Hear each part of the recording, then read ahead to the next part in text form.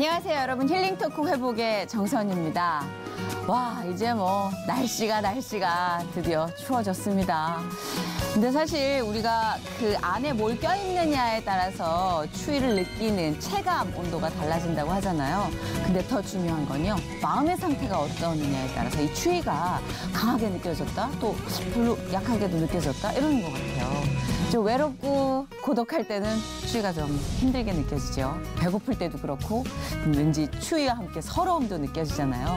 이렇게 똑같은 느낌이라 하더라도 우리의 마음 상태에 따라서 어떻게 받아들여지느냐, 이거에 따른 결과도 굉장한 차이가 나는 것 같아요. 뭐 당연한 말씀이겠지만, 자, 오늘 모실 이분, 와, 진짜 이분은 저희가 감히 이분의 마음 그리고 이분의 어떤 신앙을 짐작이나 할 수 있을까, 정말 궁금해요. 이분과 함께 하시는 하나님의 호흡이요.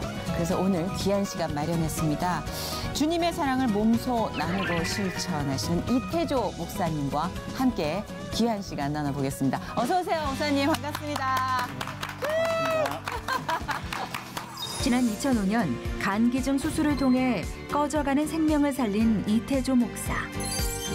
1993년 이미 한 차례 신장을 기증했던 그는 하나님의 뜻에 따라 많은 사람을 도우며 시골 교회에서 장애우 사역을 하고 있다. 하나님의 사랑을 나누며 실천하는 이태조 목사의 회복 스토리를 들어본다. 교회를 건축하다가 일하시는 분이 다치니까 교회를 갖다가 또 비방할 수 있으니까 어머니가 이렇게 아주 큰 절에 여신도 회장이었거든요. 예. 좋은 길 말씀해요. 교회니까 교회인데. 교회가 이 친구들을 갖다가 맞아야지. 네. 당시에 썼던 얘기가 내가 어느 분에게 내 자녀를 주었다 하더라도 하나님께서 나를 결코 불편하게 만들지는 않으실 것이다.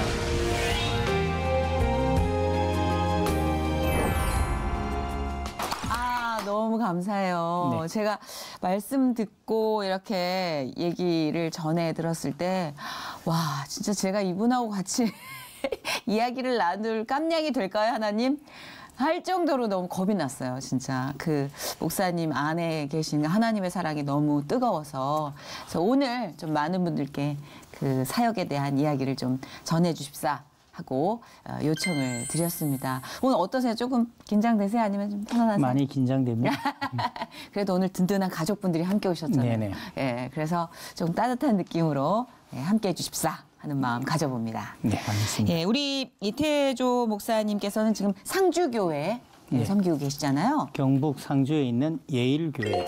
경북 상주에 있는 예일교회군요. 예, 예, 상주가 곶감으로 유명한 곳이죠. 예, 꽃감으로 유명한 예, 동네. 예. 저희 동료 중에도 경북 상주가 고향인 친구가 있거든요. 그 예일교회를 섬기신 지는 얼마나 되신 거예요? 2002년 상주에서 개척을 했으니 네. 지금 횟수로 지금 16년, 17년 차 이래 됩니다. 2002년 월드컵 때부터요. 네네. 16년. 교회 개척을 직접 하신 거예요? 네네. 그렇다면 저희가 익히 짐작하고도 또 뛰어넘는 그 어마어마한 고난의 과정이 있지 않았을까. 물론 네네. 그만의 감동도 있었겠지만 많이 힘드셨을 것 같아요. 교회 개척 과정에서. 가장 힘들었던 건 어떤 거였어요? 저희들이 이제 파주에서 이렇게 처음 개척을 했다가 네. 이제 2002년에 상주로 이렇게 옮겼었는데 네네. 교회를 건축하는 그 과정 속에서 건축을 담당하시는 분이 큰 사고도 당하셨고, 아이고. 그리고 이제 모든 것을 다 마치고 함께 중공 예배를 끝냈는데 네. 나중에 또 그 동네 이제 자재상이랑 네. 좀 이렇게 금전 관계가 얽혀가지고 그것 때문에 많이 힘들었죠, 저희들이. 그 건축을 함께 하시던 그 분이 다치셨는데 많이 다치신 거예요? 예. 공사가 중단돼. 예, 공사가 중단될 정도로 크게 다쳤는데 저희 사택 2층이 상당히 높아요. 사택 2층 지붕에서 떨어지셔가지고 이 척추가 이제 어스러지는. 그래서 처음 저희들이 사고를 당했을 때는 네. 이렇게 걷지 못하지 않겠나 할 네네. 정도로 아주 심각하게 다치셨죠. 그래서 교회로서는 큰 걱정이 되었죠. 그렇죠, 그렇죠. 교회를 건축하다가 일하시는 분이 다치니까 다친 분도 우리가 걱정이지만은 믿지 않는 사람들은 또 교회를 갖다가 또 비방할 수 있으니까 그게 많이 힘들었었죠. 그렇죠. 예. 지금은 회유가 되셨나요? 예, 지금은 이제 뭐 수술하고 네.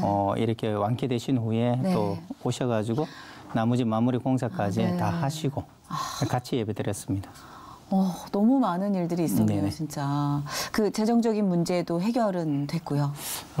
이분과 함께 우리가 교회 모든 건축을 다 마무리하고 이제 준공 이렇게 같이 예배까지 드렸는데 드리고 한 2달 후에 이제 그 어떤 분이 전화를 이렇게 오셨더라고요. 그러면서 전화를 받아보니까 다짜고짜 막 화를 내시고 욕을 하시는데 알고 보니까 동네 이제 그 자재상 건축 자재상 이제 사장이라면서 전화가 왔더라고요. 네네. 교회에서 이제 그 자재를 가져갔는데 왜 돈을 안 주느냐. 그래서 저희들은 여기서 외상으로 물건 가져온 것이 없습니다. 저희들은 모든 이제 공사비 자재비를 다 지급했습니다. 네. 정이 그러시면 교회로 오시라고 네. 저희들이 장부를 보여드리겠다. 그래 그분이 오셨어요. 네. 그리고 그분에게 저희들 이제 모든 이제 계좌의 이체인가라든가 영수증을 다 보여드렸어요. 네. 그러니까 그분이 이제 수고는 하지만 시골에 있는 그런 뭐 자재상이기 때문에 손해가 이만저만 아니니까 자기들도 도저히 이제 그냥 넘어갈 수는 없고 네. 나중에는 이제 교회를 보고 물건을 줬으니까 교회가 책임지라. 그렇죠. 근데 뭐 1, 2만 원도 아니고 1, 200도 네, 아니고 네. 큰 돈이기 때문에 정말 줘야 될까 말아야 될까 고민도 많이 했었습니다. 그렇죠. 그런데 저희들이 그걸 다 갚은 것은 저희들이 돈이 이렇게 많아서 이렇게 갚은 것이 아니라 믿지 않는 사람들이 생각할 때는 교회가 손해를 끼쳤다, 교회를 욕하고 하나님을 욕하게 될 것이니까 저희들이 그냥 다 이렇게 갚아줬습니다. 그렇죠. 사실 재정적인 문제가 가장 크죠, 현실적으로. 그런데 이것들을 잊을 만한 뜨거운 교인들과의 어떤 협업이 이루어지면 괜찮은데 또 말씀하신 대로 외진 곳이다 보니까 교회가 이렇게 한두 명 나와서 되는 그 예. 집단이 아니잖아요. 근데 이렇게 교회가 좀 텅 비었을 때도 있으셨다고요. 그럼요. 저희들이 네. 처음 이렇게 시골을 내려갔을 때 이웃 교회 출석하시는 분들이 교회적인 문제가 있다고 저희 교회로 이렇게 오시겠다라는 연락이 있었어요. 네네. 저희들 같은 경우 처음 시작하는데 뭐 30분 가까이 오신다 그러면 엄청난 이제 도움이죠. 그렇죠. 네. 그런데 저희들이 오지 말라고 했어요. 왜요? 교회가 문제가 생겼을 때는 교회를 붙들고 기도해야지 교회를 떠나는 것은 옳지 않고 우리가 뭐 1년, 2년 여기에 있을 것 같으면 오라고 하겠는데 평생 이제 이곳에서 우리가 정말 말씀을 전해야 되는데 뭐 좀 늦게 성장하면 어떻고 좀 뭐 더디 가면 어떻겠느냐. 그러니 우리는 우리 나름대로 바로 갈 테니까 다른 교회 우리 그쪽 성도님들 욕심내지 않고 우리는 천천히 가겠다. 그러다 보니까 많이 힘들었죠. 그러니까 외부에서 오시는 분들을 우리가 그런 생각으로 이렇게 거절을 했고 그러다 보니까 이웃내 교회에서 이제 도저히 교회 생활 적응하지 못하신 분들, 상처가 있으신 분들이 이렇게 가끔 오셔요. 오시면 그분들이 저희들이 뭐 따로 이렇게 어떻게 도와드리는 건 아니고 오셔서 그저 같이 예배 드리고 같이 교회 생활을 하는 것만 이렇게 해드리고 이제 그러다 보니까 자연적으로 이분들이 이제 자신들의 마음이 어느 정도 치유가 되어지고 나중에 스스로 이제 교회에 이제 등록을 해서 우리 교회 출석하겠다 이렇게 하시죠. 그래서 이제 그분들을 그렇게 하면 저희들이 교회에서 그분들이 다시금 옛 상처를 잊고 이래 새롭게 출발할 수 있도록 우리가 할 수 있는 모든 지원을 다 하죠. 근데 그렇게 하셔가지고 상처가 이렇게 치유가 됐는데 네. 이제는 교회를 위해서 일할 때쯤 되면 또 떠나셔요. 그렇죠. 그 참 예. 얄궂죠. 근데 뭐 그것이 이해가 되어지는 것이 도시 같으면 많은 분들이 계시기 때문에 내 사정을 저 사람이 잘 모를 수 있어요.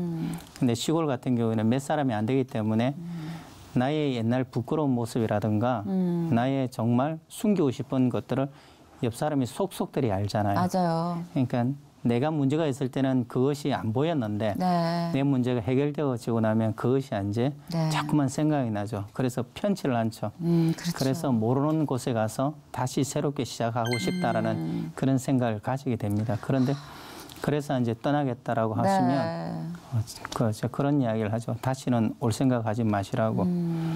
그분이 싫어서 올 생각하지 말라는 것이 아니라 다시 온다라는 것은 또 이분이 뭐 상처를 입고 맞아요, 또 맞아요. 이분이 쓰러질 때 그런 상태가 되니까 그런 일 이제는 겪지 말라라고 좀 더 다시는, 강해지시라고. 오지 말라고 하시죠. 예. 그렇게 이렇게 떠나가시고 나면 어느 날 보니까 몇 가정이 이렇게 떠나가니까 교회가 텅 비어버렸더라고요. 아. 그때는 상당한 호탈감이 이렇게 몰려와가지고 그렇죠. 내가 왜 이 시골에 와서 내가 왜 이런 고생을 하고 있을까 정말 떠나고 싶은 생각들이 정말 많았었습니다. 그러실 것 같아요. 네. 지금이야 감정적으로 많이 정리가 되고 또 여과를 시킨 나중이니까 말씀을 하시는 거지만 주혜종도 사람이잖아요. 그렇기 때문에 진짜 많이 눈물도 흘리셨고 힘드셨을 것 같은데 근데 목사님의 신앙이 정말 궁금해요. 저는 못해요. 저는 장담하건대 저는 못합니다. 누구나 그 깜냥이라는 게 참 있겠다 싶은데 물론 저도 이렇게 단언할 수 있는 정도는 아니지만 어떤 신앙일까 궁금해요. 신앙생활을 언제부터 하신 거예요, 목사님? 제가 고등학교 1학년부터 이렇게 교회를 출석했으니까 1976년 10월 1일 되길 그날입니다. 생각하기론 저는 한 몇 대째 목회자의 가정이 아니었을까. 왜냐하면 이런 정도의 고난과 시련을 이겨내려면 그 정도의 내공은 좀 갖춰야 되지 않을까. 전 잘 모르니까.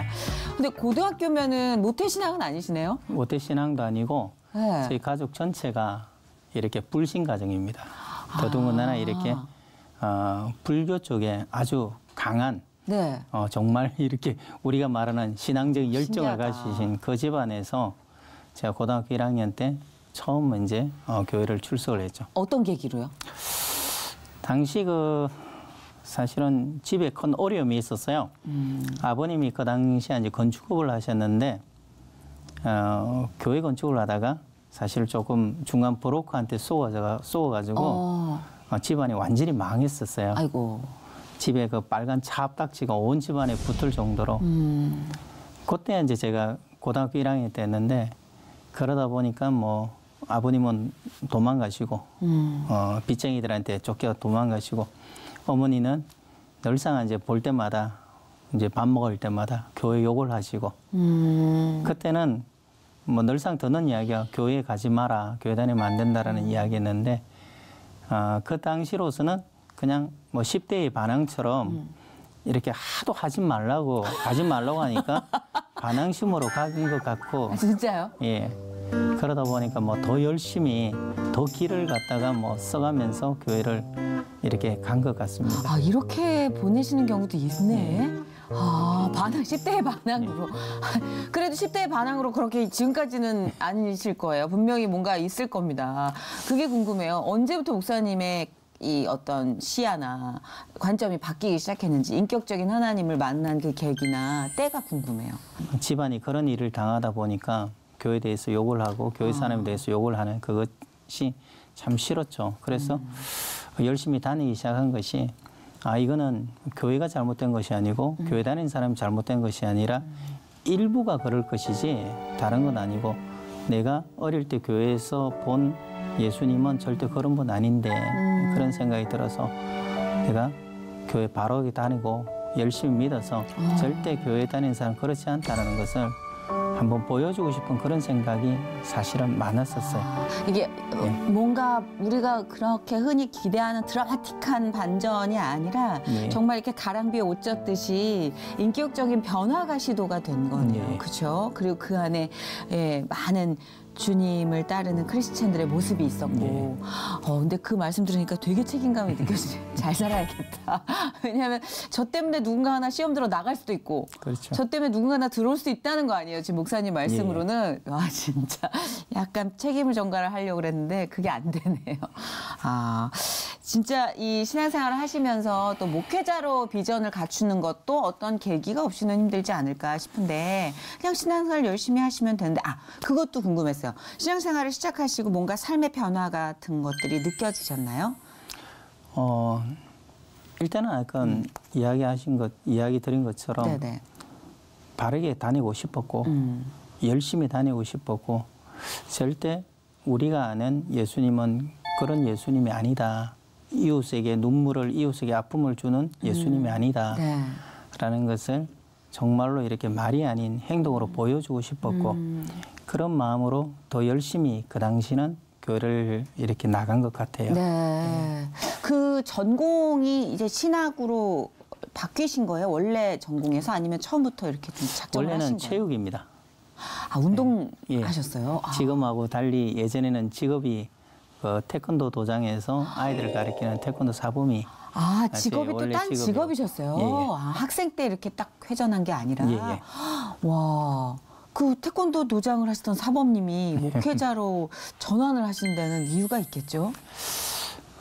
제가 88년 그 무렵에 어느 날 이제 여름에 장애인 캠프가 열린다는 이제 그 광고가 있었어요. 그래서 이제 봉사자를 모집한다기를 하길래 그날 장애인 캠프에 한번 참석을 했습니다.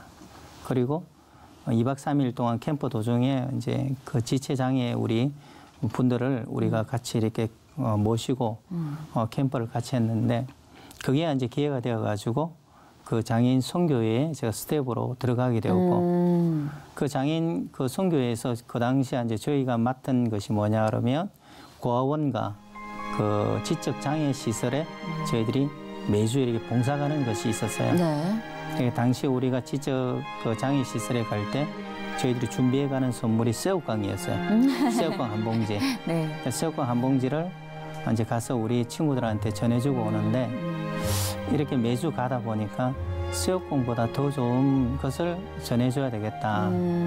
그래서 정말 이 친구들이 새우깡 없이 정말 새우깡보다 더 좋은 예수님을 만나면 얼마나 좋을까. 그래서 이 친구들한테 예수님을 좀 알리고 싶은데, 그러기 위해서는 제가 또 배워야 되겠고, 네. 제가 제대로 알아야지만이 이 친구들한테 가서 정말 예수님이 이런 분이다, 예수님의 사랑이 이런 것이다 알리고 싶어서, 그래서 신학교 이제 문을 두드리게 되었어요. 근데 목사님 생각보다 신학교를 굉장히 오랫동안 다니셨네요. 예. 14년 만에 졸업을 하셨다고요? 이것도 뭔가 특별한 이유가 있지 않고서는, 그쵸? 어머니가 이렇게 부산 근교에 아주 큰 절에 여신도 회장이었거든요. 예. 그런데다가 아버님이 교회를 짓다가 집안이 망하고 또 그것도 화병으로 아버님 돌아가시다 보니까 이 교회에 대해서는 정말 이렇게 원수와 같은 그런 마음을 가지셨어요. 그러실 수 있겠죠. 네. 그러다 보니까 신학교 갈 때 몰래 갔습니다. 허락을 구할 수 없으니까 몰래 이제 신학교를 제가 시험을 치고 뭐 등록금도 없이 그래서 교회에서 등록금을 이렇게 주셔가지고 등록을 했는데, 그냥 몰래 다니다 보니까 학교에서 이렇게 가끔 전화가 와요. 정말 감사하게도 입학하자마자 이제 과 대표를 맡다 보니까 학교에서 비상 연락이 오면 네. 항상 과 대표를 통해서 학우들에게 전해지거든요. 네네. 그러다 보면 어느 날 이제 학교에서 그 비상 연락이 네. 이렇게 집으로 왔는데 그걸 어머니가 아이고. 받으셨어요. 그래서 처음에 어머니가 너 학교 다니니 신학교 다니니 물어보길래 아이고. 아닙니다. 처음에는 안 다닌다고 했죠. 넘어가야 되니까. 네. 그런데 며칠 후에 또 이제 학교에서 전화가 와서 어머니가 또 받으셨어요. 그래서 너 다니니 그런 이야기를 하시길래 제가 바른 말 했죠. 다닙니다. 그래 어머니 보고 도와달라 안 할 테니까 한 번만 눈 감아달라고 제가 벌어서 다니겠습니다. 그러니까 어머니 별 말씀 안 하시더라고. 화를 내실 줄 알았는데 네. 그래서 넘어가는가 보다 생각했더니만 한 2, 3일 지나고 난 다음에 수업을 마치고 밤에 집에 들어오니까 집이 텅 비었더라고요. 그냥 이사를 가버리시더라고요. 쪽지 하나 남기고. 와, 강수를 두셨네요. 굶어 죽지 않으려거든 학교 그만두라고 그 쪽지 하나 남기고. 근데 당시에 이제 제가 신학교는 어렵게 들어갔지만 네. 어떤 후원자분 이렇게 그 신학생을 이렇게 후원하겠다라는 그런 이제 모집이 있어가지고 네. 그 연결이 돼가 제가 이제 선발이 되었어요. 그래서 그 신학교 그다음에 신대원 모든 과정을 다 이렇게 도와주시겠다고 하신 정말 좋은 기회를 잡았었는데 네. 어머니가 아시는 바람에 제가 할 수 없이 학교를 휴학했죠. 그렇구나. 모든 게 끊기고. 네. 그런데 집에는 안 들어갔죠. 왜냐하면 집에 들어가면 이제 평생 학교를 못 갈 것 같으니까. 네. 그래서 제가 학교는 그만두지만 집에는 안 들어가겠습니다라고 하고, 그래서 그 해는 제가 학교를 휴학하고 그 이듬해 다시 몰래 또 복학을 했다가 또 어머니가 아셔가지고 또 휴학하고 휴학 복학 계속 이렇게 반복이 됐죠. 그래서 이 학교에서 과정을 다 마쳐야 되는데 학교 이제 그 교칙상 학칙상 몇 번 이상 휴학을 그렇죠. 하면 안 되니까 네네. 할 수 없이 또 다른 학교로 옮겨가고 결국은 부산에서 이렇게 신학을 처음 시작했는데 네. 여기 서울 와서 이제 마쳤습니다. 유학으로 끝났네요. 네, 그 과정이 와. 한 14년 정도 걸렸습니다. 지금 아까 이제 살짝 우리 몸이 불편한 친구들에 대한 마음이 좀 달리 먹어져서 또 그런 결심을 하게 됐다고 하셨다면 이미 출발점에는 이제 우리 장애우들에 대한 사랑이 저변에 이제 깔려 있었던 거잖아요. 네네. 그럼 계속해서 목사님의 사역에는 그 친구들과의 함께하는 이 행보가 계속 이어졌겠네요. 부산에서 이렇게 신학교를 다니고 예. 이제 교회 전도사 이렇게 생활을 할 때는 네. 장애인 순교회의 스텝으로 또 일을 했었거든요. 그러다 보니까 계속해서 우리 장애우 친구들하고 같이 이렇게 주일마다 예배도 드리고 또 봉사활동도 하고 그래 쭉 이렇게 이어져 왔다가 이렇게 부산을 떠나서 서울 오게 되면서 네. 한동안 그것을 못하게 됐죠. 저희가 목사님이 이제 지금 상주에서 사역을 하고 계시잖아요. 교회 네. 이름이 일교회. 예일교회입니다. 예일교회 사역하시는 그 현장을 좀 화면에 담아봤어요. 예, 직접 보시는 게 아마 이야기를 듣는 것보다 훨씬 더 마음으로 와닿고 또 기도 제목도 많이 생각나실 것 같아서 준비했습니다. 함께 보시죠.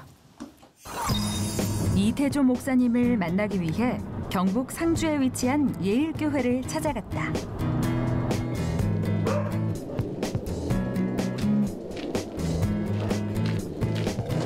목사님 지금 어디 가시는 거예요? 예, 일단 타시죠. 예? 예, 우리 행복제활한 친구들이 있는데 가려고 하는데 같이 가시죠. 제작진이 도착하자마자 급하게 갈 곳이 있다는 목사님. 보육원이라는 무슨 말씀이세요? 저희 교회에 지금 출석하고 있는 그 재활은 지적 우리 장애우 친구들이 있어요. 이 친구들이 저희 교회에서 같이 신앙생활하고 있고 저희 교회에서 이 친구들을 이제 돕고 있어요. 청년 시절 장애우 봉사활동을 시작으로 특별한 마음을 갖게 된 목사님. 그때부터 장애우 사역을 하며 사랑과 복음을 전하고 있다. 목사님은 시간이 날 때마다 재활원에 들러서 장애우들을 만나 함께 시간을 보낸다. 제가 정리했는데 아빠?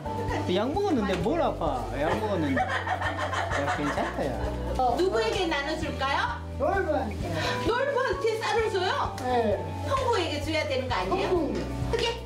쌀가마에 하고 사과, 돈. 상주에 와서 행복 재활원 장애우들과 인연을 맺게 된 지 10년이 넘은 목사님. 이곳 원장님과 선생님 그리고 장애우들과 한 가족처럼 지내고 있다. 그래서 지금 이태조 목사님은 또 저희 인권 지킴이 단장님이시기도 하시거든요. 그래서 이제 이쪽에 워낙 관심이 많다 보니까 이제 먼저 손을 내밀으셨고 그때 저희 부모님랑 또 연결이 되셔가지고 지금까지 제가 알기로 한 10여 년 정도 관계를 지금 맺어 오고 계신 것 같아요. 바깥 활동을 하기 위해 나온 아이들. 굉장히 설레고 들뜬 분위기인데. 금메달리스트의 실력을 목사님 야, 콕 무슨 콕. 금메달이에요? 배드민턴 우리 경북 장애인 배드민턴 시합 나와서 금메달 딴 친구들입니다. 대학 시절 체육을 전공했던 이태조 목사님.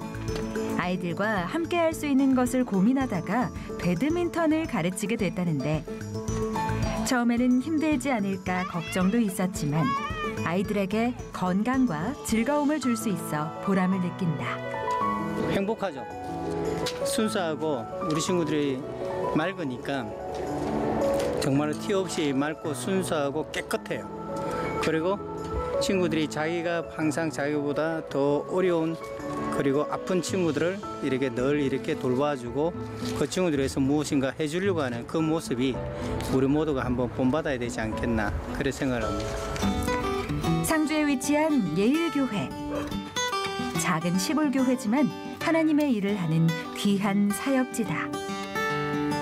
2002년 상주로 내려와서 교회를 개척하고 시골교회 사역을 시작한 목사님. 16년의 세월이 흐른 만큼 이 사무실에도 목사님의 삶의 흔적들이 곳곳에 묻어있다. 여기 지금 날짜가 92년 11월 16일이죠. 추수감사절입니다. 여기 이 추수감사 예물입니다.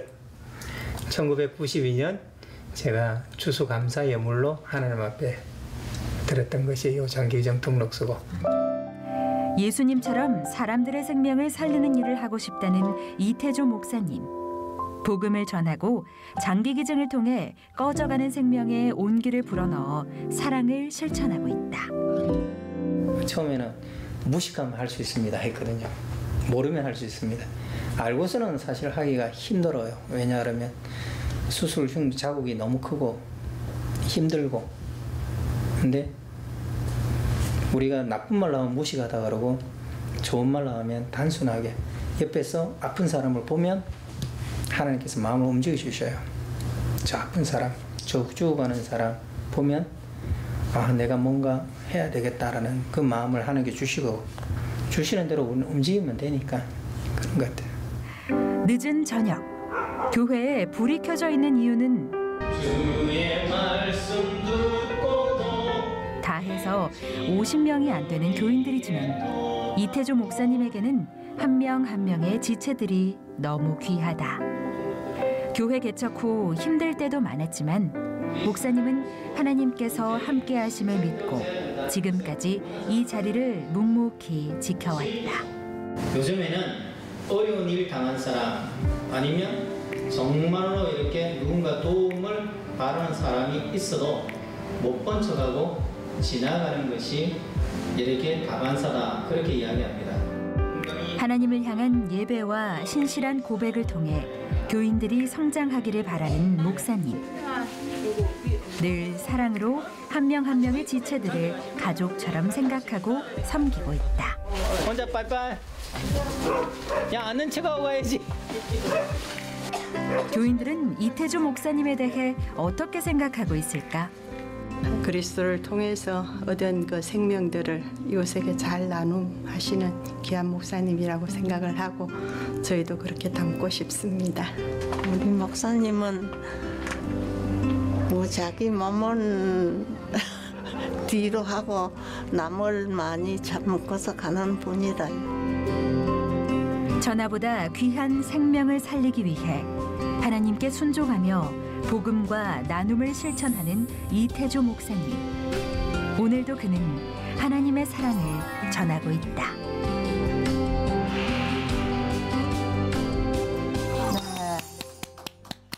아, 화면을 보면서 참 죄송했어요.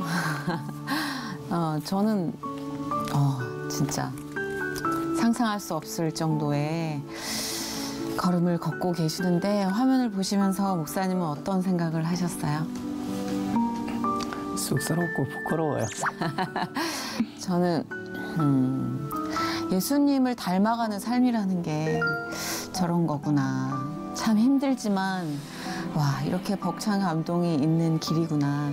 그래서 목사님 외로워하지 마세요. 예, 진짜 이 화면을 보는 많은 분들이 지금 당장 두 손을 마주하고 기도하고 계실 것 같아요. 그리고 저처럼 부끄러워하는 사람도 있을 거고 또 도전을 받아서 뭔가 결심하는 사람도 있을 거고 그만큼 목사님의 한 걸음 한 걸음이 귀합니다. 값지고 소중합니다. 우리 행복지화론 친구들 모습을 잠깐 이렇게 화면을 통해서 네네. 보고 또 오늘 그중에 몇몇 분들이 함께 목사님과 와주셨어요. 예. 그 행복재활원과 이제 관계가 시작된 게 10년 전부터예요? 네네. 어떤 뭐 특별한 소개나 계기가 있었나요?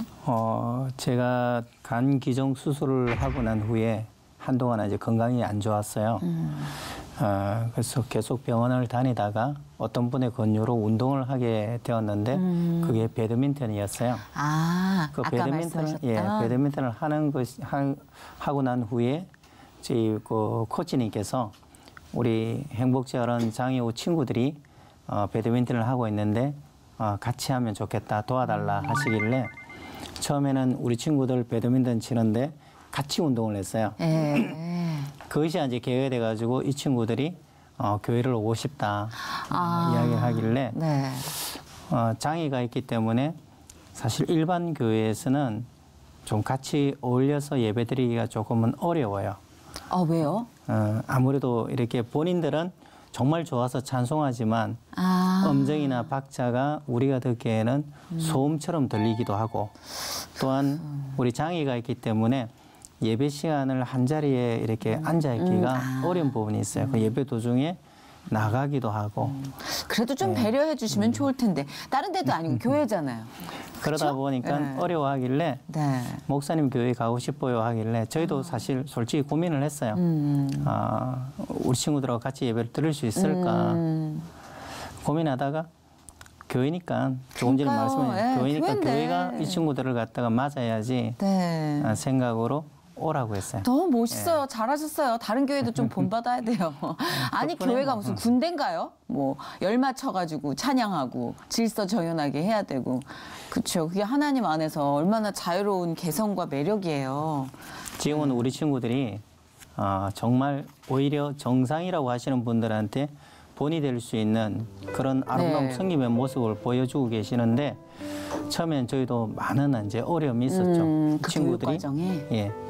함께 일반 이제 우리 교인들하고 같이 예배를 드리니까 이 예배가 좀 집중이 안 돼요. 항상 소란스럽고 항상 이제 돌발 상황이 일어나요. 돌발 상황. 그러다 보니까 정말 이제 그 일반 교인들은 그것이 이제 부담이 돼가지고 교회를 떠나시는 분도 있고. 그래서 저도 고민을 많이 했죠. 오히려 그냥 오지 않았으면 하는 그런 마음도 들었고. 처음엔 인간적으로. 그래서 우리도 편안히 우리도 정말 자유롭게 정말 정숙한 예배를 드리고 싶은 그런 욕심도 있었지만은 교회가 정말 이들을 갖다가 덩 떠밀면 이 친구들이 어떻게 교회를 갈 수가 있으며 어떻게 예수님 만날 수 있을까. 우선 진짜 깜짝 놀란 게 지금 일반적으로 우리가 그냥 뭐 건강하다고 하시는 분들이 모였을 때보다 훨씬 더 조용하시고 훨씬 더 정숙하고 그래서 제가 너무 놀랐어요. 더 떠들어요 사람들이. 더 부시럭부시럭거리고. 근데 집중도가 그러니까 이 정도의 과정이 목사님과 함께 노력으로 만들어질 수 있는 거잖아요. 충분히. 좀 보여주고 계신 거잖아요. 저희들도 이 친구한테 한 가지씩 일을 이제 맡겨요. 우리가 생각할 땐 장애인이라고 해가지고 아무것도 못하는 그런 이제 존재라고 생각하지만 아니거든요. 그럼요. 할 수 있는 것은 할 수 있도록 이렇게 하는 것이 오히려 우리 장애인들을 우리가 생각하는 바른 자세거든요. 그래서 이 친구들한테 어떤 친구한테는 교회 오면 불을 켜는 스위치 담당을 맡기고 또 어떤 친구한테는 이 프로젝트 전원을 켜고 스크린을 내리고 또 어떤 친구는 이렇게 그 찬양 반주기, 찬송가 반주기나 앰프 이렇게 켤 수 있도록 누구나 할 수 있는 또 이 친구들도 할 수 있는 것을 하나씩 맡겨요. 그리고 이 친구들은 항상 교회 오면 그것을 갖다가 정말 철저히 그것을 지켜요. 그래서 어느 날 그런 이야기를 들었어요. 우리 몸이 괜찮다, 정신이 올바르다고 생각하시는 정상인들은 부끄러워해야 되지 않느냐. 평생을 교회 다녀도 한번 교회 와서 교회 불을 켜신 적이 있습니까? 한번 이 프로젝터라든가 스크린이라든가 교회 청소를 한번 한 적이 있습니까? 맞아요. 근데 이 친구들은 정말 내 교회처럼 오면 불을 켜고 오면 스크린을 내리고 오면 자기가 할 일을 정말 이렇게 정성을 다하지 않습니까? 이게 섬김이고 이게 우리가 본받아야 될 모습이 아닌가. 그렇네요. 사실 정말로 편견이라는 게 우월감도 있지만 기본적으로 보면요. 좀 낯선 존재에 대한 두려움도 있는 그렇죠. 것 같아요. 네. 근데 그 낯선 장벽만 좀 우리가 어떤 제도적인 노력도 뭐 인간적인 노력도 다 필요하겠지만 그 장벽이 없어진다면 또 친해지잖아요. 그럼요. 같이 커피 한잔 할 수도 있는 거고. 그게 사실 예수님이 가장 좋아하고 바라시는 세계가 아닐까. 그걸 위해서 지금 몸 바쳐 노력하고 계시는데 근데 몸을 너무 바치고 계셔서 잠깐 제가 화면에서도 봤고 아까도 언급을 해주셨는데 장기기증을 하셨잖아요. 그 이제 이후에 재활 과정에서 만나게 되셨고 네네. 근데 그 간 이식은 예. 어떻게 왜 기증을 하게 되신 건지. 장기를 기증하려고 마음먹었을 때 당시에 썼던 일기가 내가 어느 분에게 내 장기를 주었다 하더라도 하나님께서 나를 결코 불편하게 만들지는 않으실 것이다. 그렇게 일기를 적은 적이 있어요. 그리고 제가 이제껏 교회에서 제가 들어왔고 또한 제가 믿어왔고 또한 지금 제가 많은 분들한테 이렇게 하나님을 예수님을 전하는데 우리가 알듯이 예수님께서 우리를 위해서 생명을 주셨잖아요. 십자가에 죽기까지 우리를 사랑해 주셨는데 우리가 그 사랑 받고 그 은혜 받았는데 예수님께서 우리 생명을 요구하는 것이 아니라 우리의 몸의 일부를 저 죽어가는 사람을 위해서 같이 이렇게 나누라고 이렇게 말씀하시는데 이 당연히 우리가 정말 예수님의 생명을 받은 사람이라면 우리가 당연히 해야 되는 것이 아니냐.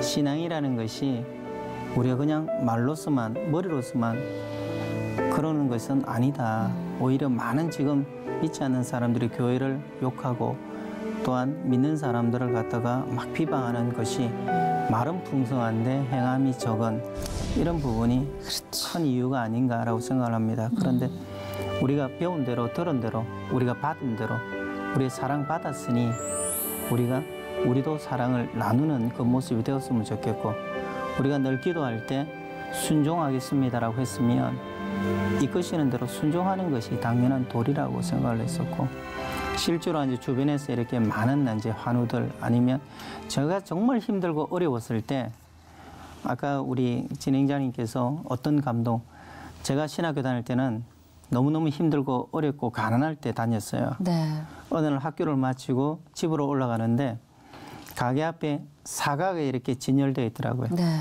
그 사과 하나 사 먹고 싶었는데 돈이 없었어요. 그리고 정말 그때도 일기도 저 사과 먹고 싶은데 돈이 없다고. 어느 날 학교를 갔더니만 교수님께서 저를 부르시더라고요. 그리고 교수실에 갔더니만 5만 원을 주시더라고요. 그 당시에요? 네. 그러면서 밥 사 먹으라고. 세상에. 우리가 생각할 때 이거 별것 아닌 것 같고 그냥 일어날 수 있는 일이라고 하지만 사실 우리 주변 돌아보면 우리가 지내오면서 이런 크고 작은 사랑을 우리가 항상 받으면서 이제껏 그렇죠. 살아왔거든요. 맞아요, 맞아요. 그러면 우리가 생각할 것은 받았으니 우리도 나눌 줄 알아야 되지 않느냐라는 것이 이제 우리가 정말 마음속에 가져야 될 모습이 아닌가. 그 마음 때문에 아마 여기까지 온 것 같아요. 정말 이 짧은 시간에 다 담아낼 수는 없겠지만 그 나눈다는 거에 대해서 우리가 한 번 더 결단을 내려야 될 때인 것 같아요. 네. 아까 말은 풍성한데 교회가 나눔이 없고 행동이 없다 하셨는데 그게 참 많이 와닿았어요. 특히 이제 간 기증에 대해서 제가 길게 얘기를 못 나눴는데 그 2차 기증이잖아요. 사실 네네. 신장에 이어서 그러다 보니까 여러 가지 건강에 걸림돌이 돼서 간 이식에서 이렇게 좀 제외되셨다고요. 첫 번째는 네. 그 지방간 예. 수치 때문에 그래서 다시 이렇게 좀 포기하시려다가 다시 간 이식에 그러니까 어찌 말하면 이런 표현이 옳을지 모르겠는데 도전하신 거예요. 예. 몇 년 걸리셨어요? 처음에 이렇게 그 서울 장기기증본부에서 연락이 왔어요. 네. 목사님 정말 이 간이 지금 병이 들어서 죽어가는 분이 있는데 목사님들이 이 간 기증에 좀 이렇게 본이 돼 주셨으면 그런 연락이 왔었어요. 네. 그래서 이제 장기정 본부에 와서 연락을 들어보니까 신장이 이렇게 병들었을 때는 투석이라는 방법을 통해서 어떻게 연명을 할 수 있지만 간 같은 경우에는 당장 이걸 수술하지 않으면 뭐 생명이 위독하는 그 상황이에요. 그래서 정말 필요한 상황인데 너무 큰 수술이고 위험한 수술이기 때문에 이렇게 선뜻 이렇게 다들 이렇게 나서질 않는 그래서 목사님들이 앞장을 서주면 좋겠다라는 그 이야기를 주셔가지고 그래 처음에 마음먹었는 것이 2003년이었어요. 2003년 간 기증을 하려고 이렇게 서울 아산병원에 와서 몇 차례 간 기능 검사를 했었습니다. 검사를 다 했는데 오케이 해가지고 이따가 이제 수혜자가 나타나서 병원에 가서 수술하려고 했는데 보니까 그 전에 이제 그 병원에서 이제 안내를 하기를 네. 큰 수술이니까 몸을 좀 키워오라고 하는 그 말을 제가 오해를 해가지고 체중을 좀 불리고 이래 오라고 이래 생각을 들어가지고 이 체중이 오버되는 바람에 마지막 이제 수술 당일날 한 번 더 이제 간 기능 수치를 검사를 했는데 이게 지방간 수치가 좀 오버됐더라고요. 그래서 수술을 못하게 됐어요. 취소가 됐어요. 저런. 취소가 돼가지고 이제 수술실에서 나와서 저랑 같이 이렇게 나온 저랑 수술을 같이 하려고 했던 그분 병실을 한번 찾아가 봤어요. 어떡해. 보니까 그분이 수술이 취소가 되니까 너무 상심하셔가지고 가족들을 다 내보내고 혼자 창밖을 보며 울고 계시더라고요. 그래서 그분한테 죄송하다고 체중이 오버돼서 그런 모양인데 제가 내려가서 몸을 관리해서 빠른 시일 내에 올 테니까 꼭 수술을 할 수 있도록 할 테니까 기다려달라. 그래 이야기를 했어요. 그러고 저는 이제 상주로 내려왔다가 2주 후에 다시 서울에 일이 있어가지고 와서 아산병원을 들렀더니만 그분이 안 계시더라고요. 알아보니까 그분은 이제 중국으로 중국으로 이제 그 유일한 이제 뭐 기회였거든요. 그분에게서는 유일한 희망이니까 중국에 가서 어떤 간을 이제 구해서 수술하겠다라고 떠나셨다라고 하더라고요. 그분한테 제가 했던 말이 기다리십시오. 꼭 와서 다시 수술하겠습니다라고 했는데 그게 항상 마음에 남았죠. 사실 뭐 지키지 않아도 될 약속이죠. 왜냐 그분이 없으니까. 그러게요. 지키지 않아도 될 약속이지만. 근데 하나님이 계속 마음을 머물게 하셨나 봐요. 네, 지켜야 될 약속이니까. 그러다가 이제 2005년에 다시 이제 서울 장기기증본부를 제가 노크를 했죠. 수술하겠습니다. 그래서 다시 이제 검사를 하고 2005년 11월 달에 이번 달입니다. 오늘이 지금 19일이잖아요. 오늘 제가 병원에서 퇴원한 날입니다. 그러시구나. 되게 의미 있다. 저희 녹화한 날이 바로 그날이거든요. 근데 정말 놀라운 게 또 그렇게 장기 기증을 받으신 분이 그 며느님께서 이제 이렇게 근황을 전해주시면서 교회를 나가게 되셨다고 그분이. 정말 저는 감사한 게 진짜. 수술하고 한 몇 개월 지난 후에 어느 날 저 교회 마당에서 일을 하고 있는데 교회 주차장에 차가 한 대 들어왔더라고요. 그러면서 왼분들이 몇 분이 내려오시더니만은 지나가는 길인데 교회를 좀 구경하고 가고 싶다 하길래 그래서 집사람한테 교회 문을 열어주라고 그래서 이분들이 교회를 둘러보고 가셨어요. 가고 난 후에 집사람이 오더니만 저분들이 헌금을 하고 가셨대요. 뭐 10,000원, 20,000원 정도는 헌금할 수 있지. 그런 생각했는데 좀 큰 돈을 헌금을 하셨어요. 그래서 이제 문득 생각이 저분들이 혹시 저랑 같이 수술한 분이 아닌가 생각이 들었지만 가시고 난 후니까 알아볼 수가 없잖아요. 그렇죠. 그러다가 심장만. 이제 가을 돼가지고 11월 달 이쯤 돼가지고 집으로 택배가 하나 왔어요. 보니까 경남 거제에서 왔는데 제가 거제에 아는 분이 없거든요. 전혀 아는 분이 없는데 거제에서 이제 선물이 왔어요. 건어물이 미역이라든가 멸치라든가 이러면서 그래서 생각해 보니까 이 분명히 나랑 무슨 연관이 있는가 보다 싶어가지고. 확신은 못하겠지만 짐작이. 택배에 있는 발송 그 주소를 보고 연락처를 보고 전화를 하니까 어느 여자분이 받으시더라고요. 그래서 혹시 병원에 가신 적 있습니까? 하니까 그분이 제가 아니고 저희 시어머니께서 병원을 가셨습니다. 그렇게 된 일이었군요. 그걸 알아보니까 그분이랑 저랑 이제 수술을 했더라고요. 그러면서 그분이 시어머니가 꼭 한번 목사님 보고 싶다, 만나고 싶다 하길래 집사람하고 같이 경남 거제를 한번 내려갔어요. 같이 식사를 하는데 그분 남편께서 이렇게 뭐 수술을 받은 자신의 아내한테 그런 이야기를 했답니다. 우리도 양심이 있는데 우리도 양심이 목사급 받았으니까 우리가 교회는 나가야 되지 않겠느냐 그러시더래요. 그게 이제 기회가 돼가지고 두 분이 인근 교회를 출석하기 시작했고 또 이분들이 이제 자신의 아들 내한테도 너희도 교회 가라. 딸 내가 지금 분당에 살고 있는데 딸 내보고도 너희도 교회 가라.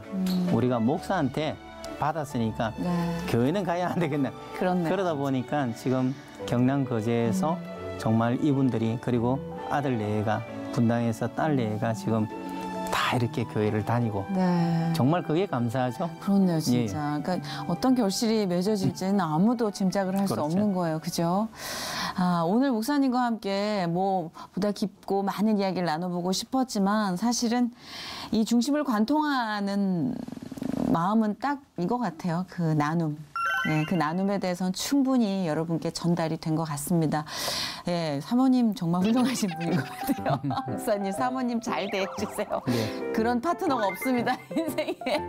정말 사모님 존경합니다. 저는요, 개척교회 목사님들도 존경하지만 개척교회 사모님들 진짜 존경해요. 그리고 아드님이 또 아빠, 엄마의 그런 정신을 이어받아서 벌써 지금 고1인데 NGO 사역을 하고 싶다고 뭐 이렇게 비전을 꿈꾸고 있다고 합니다. 자, 우리 목사님과 함께 귀한 시간 나눠봤는데 오늘 정말 이게 가능할까 싶지만 조금조금 말씀해 주시는 목사님을 통해서 예비하시고 또 다 해결해 주시는, 치유해 주시는 하나님을 또 볼 수 있었습니다. 만날 수 있었습니다. 너무 감사드리고요. 앞으로의 사역을 늘 뜨겁게 중보할게요. 네, 그리고 또 우리 예일교회 교우분들, 행복제아론 교우분들과 함께 나와주셨는데 진짜 이 1시간 동안 너무 집중해 주시고 조용히 주셔서 너무 감사드려서 저분께도 좀 박수를 드리고 싶어요. 너무 감사합니다. 네, 진짜 멋졌어요. 진짜 어느 방청객들보다 훨씬 더 멋진 모습을 보여주셨어요. 감동했어요. 자, 목사님을 보내주신 하나님께도 감사드리고 오늘 귀한 걸음해주신 목사님 보내드려야 될 것 같아요. 너무 감사합니다. 네, 고맙습니다.